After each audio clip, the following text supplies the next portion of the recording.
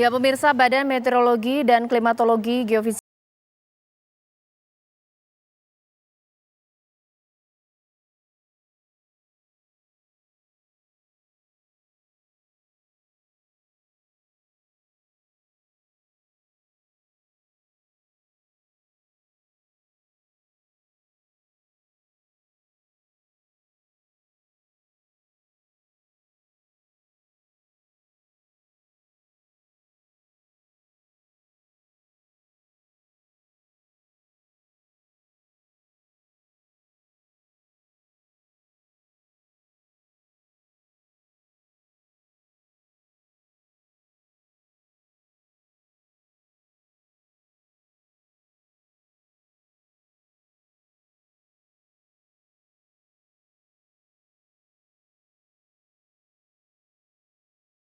Ya, mari sekarang malam hari ini kita bahas secara komprehensif. Apakah benar jumlah kritikan yang kemudian ditujukan terkait program penanggulangan banjir Pemprov DKI Jakarta ala Gubernur DKI Jakarta Anies Baswedan, khususnya sumur resapan, memang benar-benar tidak efektif kah? Atau mungkin ada sisi positifnya, pemirsa? Nah, itu yang akan kita lihat di malam hari ini di Studio TV One. Sudah hadir di sini anggota DPRD DKI Jakarta dari fraksi Gerindra, Pak Purwanto. Selamat malam, assalamualaikum. Selamat malam, Ya. Dan di sambungan Zoom kita sudah juga tersambung ya dengan dua pengamat, mulai dari pengamat tata kota bahkan juga pengamat kebijakan publik di sini, mulai dari Pak Nirwono Yoga dan juga Mas Dede Prayudi, ini Mas Uki dari pengamat kebijakan publik, dan Pak Yoga ini dari tata kota. Selamat malam Bapak-bapak. Selamat malam Mbak Yoga. Ya. Selamat malam Bapak Ibu Bapak sekalian. Sekarang saya mau ke Pak Yoga terlebih dahulu. Sebagai pengamat tata kota, sebenarnya memang benarkah atau mungkin tidak terkait sumur resapan dianggap tidak efektif menanggulangi banjir? Mengingat kalau sumur resapan dalam kajian-kajian sebelumnya bukan pertama di dunia, ada sejumlah negara lainnya, yang terdekat Singapura. Seperti apa, Pak? Sendiri tidak jadi masalah ya, dan bukan barang baru. Bahkan kalau kita mengikuti dari eranya Pak Sutioso, Pak Fauzibowo, bahkan sudah ada instruksi gubernur untuk mewajibkan seluruh yang mengajukan IMB itu membuat sumur resapan di halaman mereka masing-masing ya. Artinya diserahkan kepada masing-masing pemilik lahan. Itu jelas aturannya. Bahkan di perkantoran, pusat perbelanjaan pun di area parkirnya wajib untuk membuat sumur resapan, kalau tidak akan diberikan IMB ya. Aturannya itu sudah jelas. Nah, yang sekarang lebih tepatnya kan diusungnya adalah dalam konteks ini adalah vertical drainage. Dan ini sebenarnya pun tidak masalah kalau direncanakan dengan matang ya. Bahkan awalnya direncanakan sekitar 1 juta sumur resapan atau vertical drainage, istilah yang digunakan itu dalam usulannya. Dan ini sebenarnya kita sudah bahas dalam pansus banjir sebenarnya Mbak Caca di Oktober 2020 dan juga di awal Februari 2021 untuk kemudian kita sepakat sebenarnya untuk tidak melaksanakan pembangunan drainase, vertical drainase tadi. Karena apa? Satu, sampai dengan pengusulan itu belum ada rencana induk berapa jumlah yang akan dibangun dan di mana saja ya.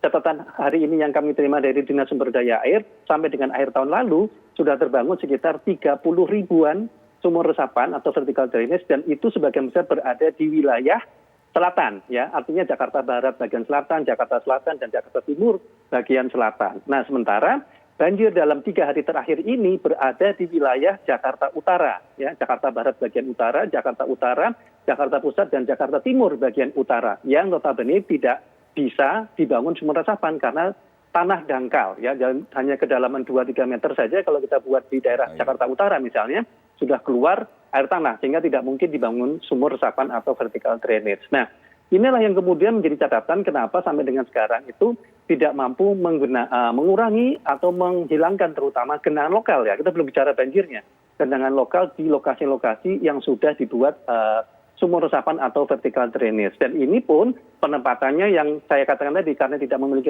rencana induk dalam pembahasan tadi, akibatnya kita temukan ada yang di atas trotoar, di tepi jalan, yang kemudian menjadi kontroversi kemarin, Mbak Caca. Nah, kira-kira seperti itu gambaran umumnya program vertical drainage atau sumur resapan yang sekarang ini dilakukan oleh Pemprov DKI. Oke, Pak Purwanto, ini bagaimana kemudian menjawab apa yang dikatakan oleh pengamat tata kota kita bahwa bahwa banyak yang berhasil dengan sumur resapan, tapi mungkin tidak terjadi untuk DKI Jakarta. Perencanaan ada yang kurang ini Pak, bagaimana?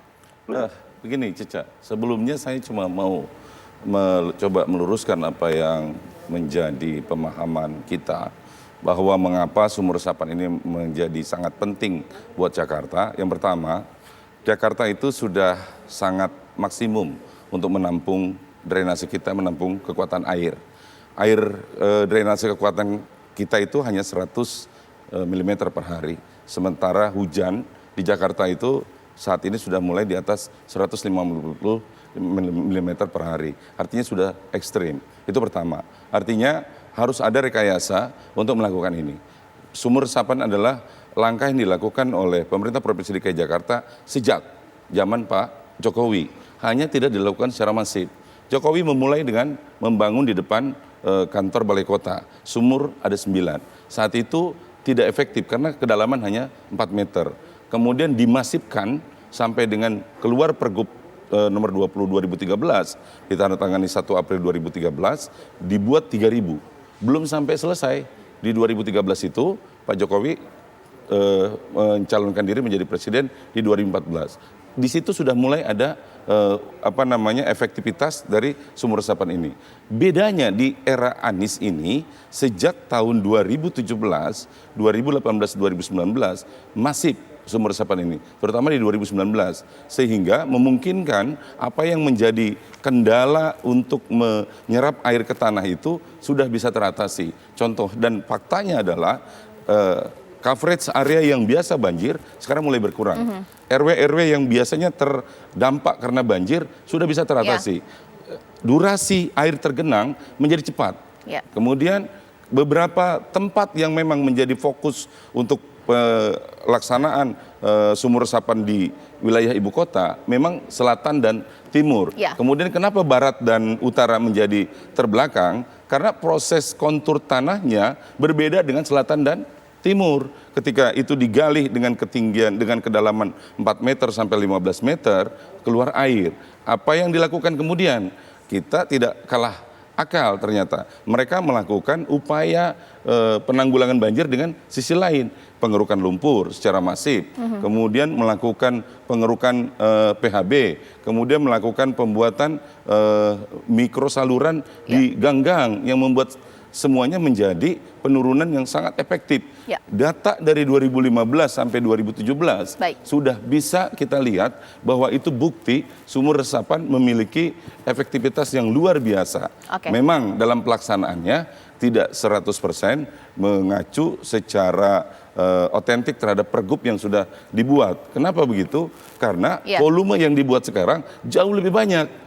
Dengan target 29.000 di 2021, 93% tercapai. Dan ini menurut saya amat sangat mempengaruhi efektivitas serapnya air itu ke tanah. Sekarang saya ingin ke pengamat kebijakan publik Mas Uki. Bagaimana ya, apakah bisa memang dikatakan bahwa kebijakan penanggulangan banjir DKI Jakarta dengan sumur resapan pasti dikatakan gagal, mengingat ini juga sudah dilakukan oleh Pak Jokowi sebelumnya. Bahkan banjir Jakarta ini memang sulit karena sudah banyak warganya, drainasenya juga bermasalah, pembangunan juga masif. Bagaimana?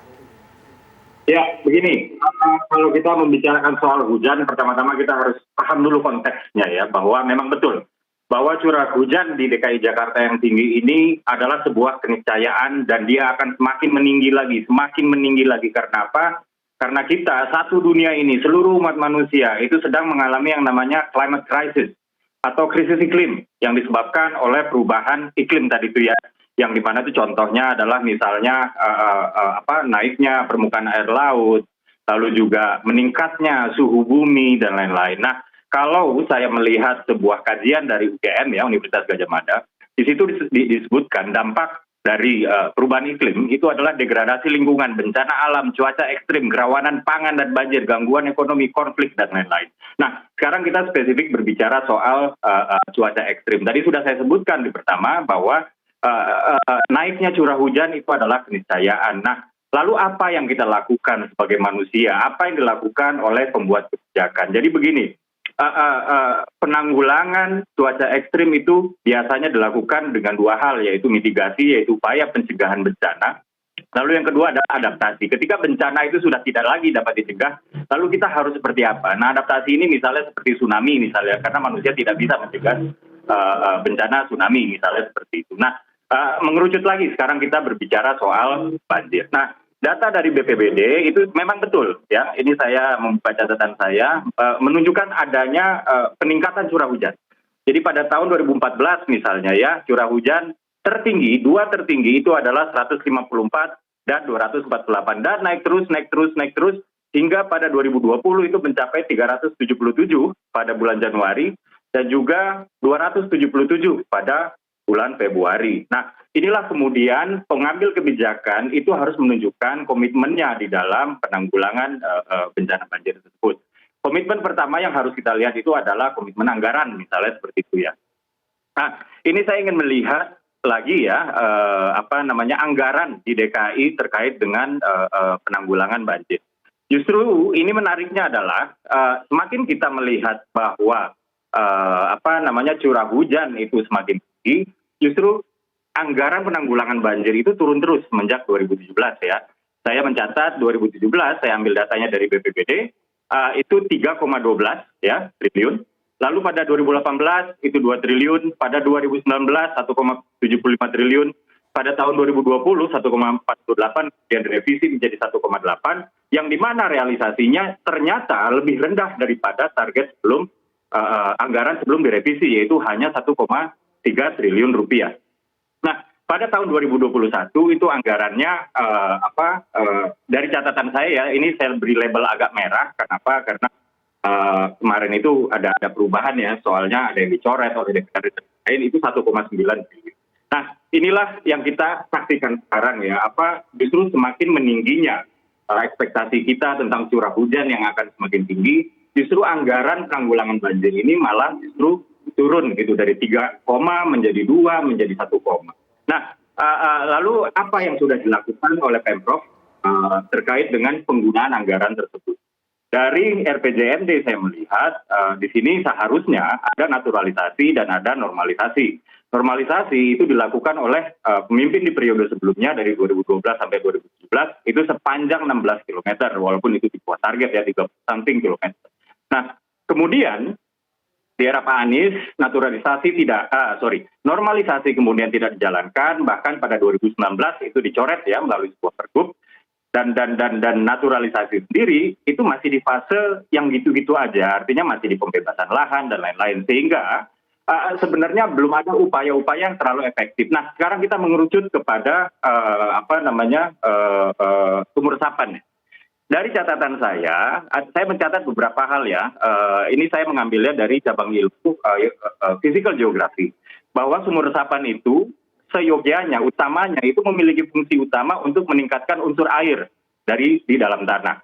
Jadi apabila DKI ingin ya menambah unsur air dalam tanah, ingin mengurangi tingkat keamblasan tanah, dengan sumur resapan itu efektif. Tapi dia tidak terlalu efektif untuk menanggulangi banjir sendirian. Artinya sebenarnya tetap harus ada normalisasi atau prestasi sungai itu sendiri. Yang kedua, saya juga mencatat Ya, nanti dilanjut lagi ya. Satu poin sudah saya tangkap di sini bahwa dikatakan Mak Suki bahwa kebijakan ini harusnya dikaji lagi nih mengenai fungsi dan efektivitas sumur resapan, menambah kadar air dalam tanah, apakah itu goalsnya? Atau mungkin saya ke Pak Yoga, kalau tidak dengan sumur resapan, lantas apa solusinya untuk menangani masalah drainase DKI Jakarta yang buruk? Sesaat lagi.